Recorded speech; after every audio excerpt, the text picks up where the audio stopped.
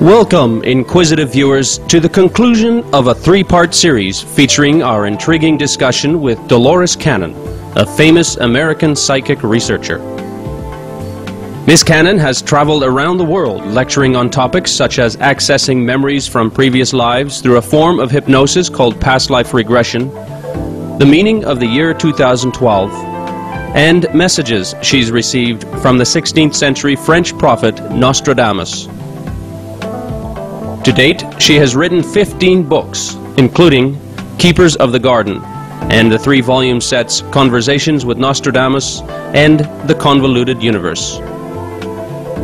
Today, Ms. Cannon will speak about her findings regarding the origin of life on our planet through her past life regression work with her clients. In my books, Keepers of the Garden and The Custodians, I've done over 25 years work with ETs and UFOs, and I've not found any negativity whatsoever. It's beautiful, positive beings. What I've discovered in those, they're the ones that created the human beings on Earth. It goes all the way back to the beginning of the world. And I've had clients who went back there at those times when the world was being created, when the earth was volcanic eruptions and lava and all the ammonia in the air. They went back to those times to where their job was to help clean the air out and to stabilize the earth, because you had to do that before you could have any life here. Then after all that was calmed down, they had to create the water. These are just ordinary people that relive these lifetimes. So you can see, if you'd had a life where you helped create a planet, if you helped create water, give life to a planet, you don't think you can create your life now? Wow. You are a co-creator with God. You always have been. You have great powers. You're just on a nevertheless in this time.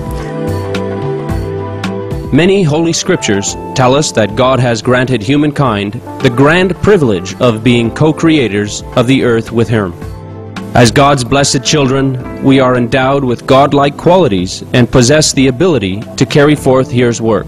Therefore, we are stewards in His Garden of Eden, caretakers of His house, and the custodians of His land. With these powers in our hands, we have the ability to heal our planet.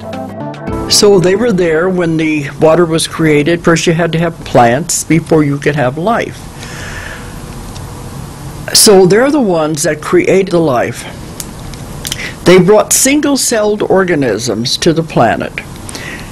Now, people say, where is God in all of this? He's very much there, because God is the one who told them where to go.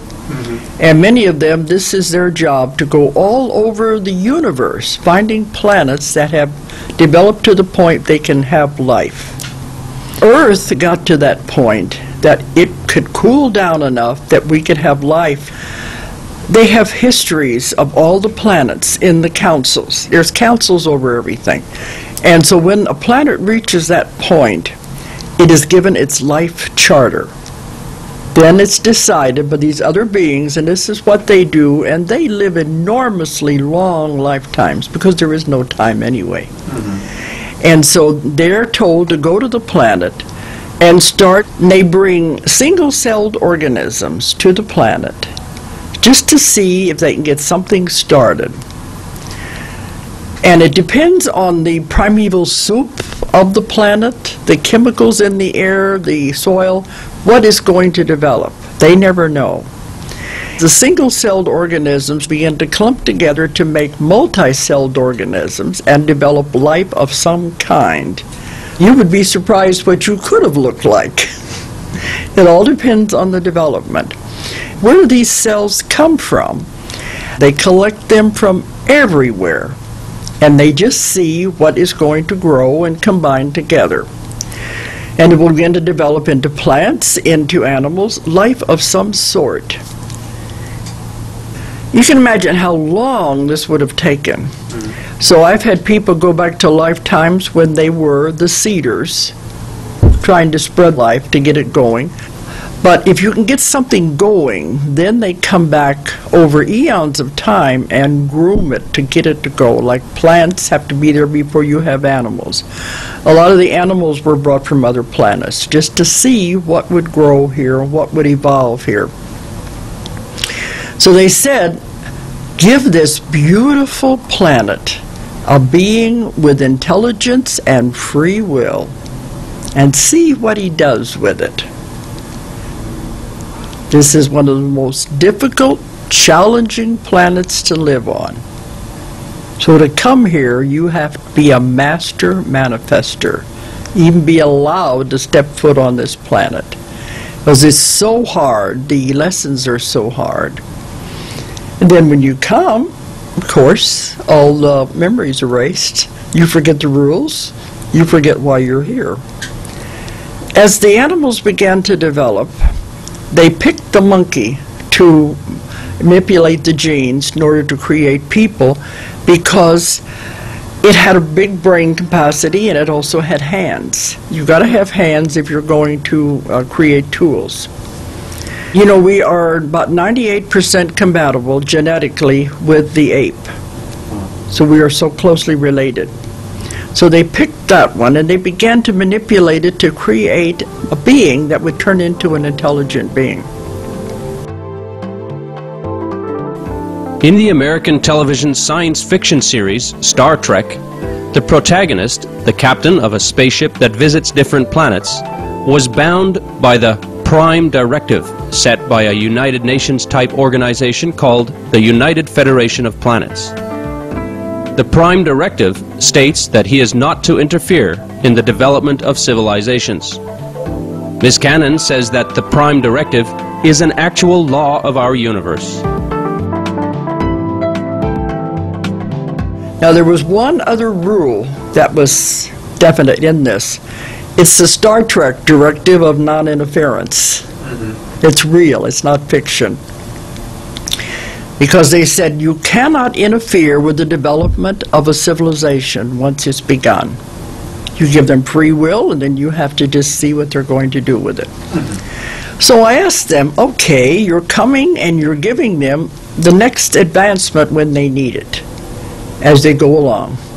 It could be anything. Once they get one part, then they bring another advancement when the timeline is right. So I said, isn't that interference if you come and tell them what they should do? They said, no, that is a gift we give them one time, what they should be doing next.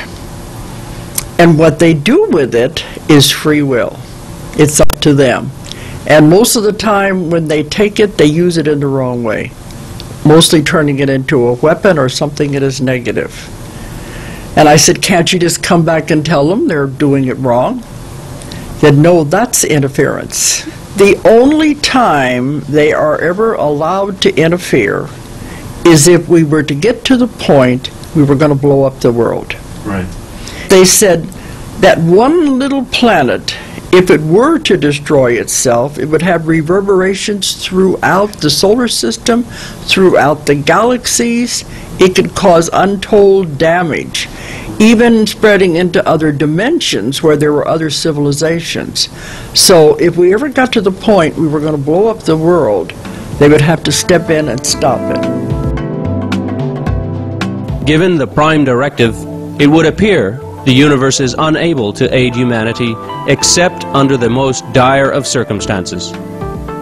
However, Dolores Cannon says there is another way that the universe still helps shape our planet's destiny. They said we can't interfere from the outside, but maybe we can influence from the inside. The people on Earth can't do it. They're caught on the wheel of karma, going round and round. We need pure souls who have never been on Earth before, who have never been caught up in the wheel of karma. So the call went out for the volunteers. Who wants to come and help Earth? Earth is in trouble. These are pure souls who have not been contaminated by Earth. Then one of the rules is when you come in, you forget.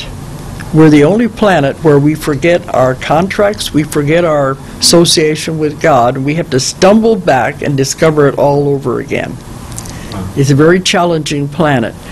They have volunteered to come to Earth to help Earth. Of course, when you get here, you have no memory, it's erased, and they think, what in the world am I doing here? They don't understand these people. I found 3 waves of volunteers. Some people will go back to planets where they've, in other lives, where in other dimensions, never been on Earth before. Other ones go back to God, or what they call the source, and have never ever left the source, never been in a body at all. Now the 3rd wave are the children, and many of them now are in their early teens. They're the hope of the world. They are coming in with all of the DNA has already been changed. They are here to do their purpose. Of course, they don't know it consciously.